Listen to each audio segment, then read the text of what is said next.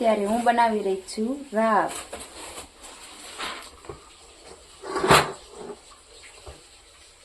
તો અહીંયા લઈ લીધો છે આપણે બાજરાનો લોટ, ગોળ અને તેલ ગરમ મૂકી દીધું છે. એમાં નાખશું આપણે બાજરાનો લોટ.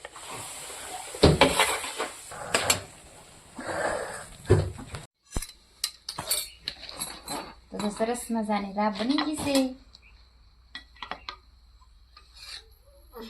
રાબ આપણે નાખવાની છે આમાં, કેમ કે આપણે હાથ નથી બનાવી, કેમ કે સાંજે અમારા ઘરે એક કૂતરી વિયાણી, તો એને રાબ દેવા જવાની છે. આમાં નાખી દેવાનું. હગેશ બાપા એવું છે. નીચે મત નીચે. તો રાબ ઠરી મસ્ત થઈ ગઈ છે ને હવે જવાનું છે કૂતરીને દેવા.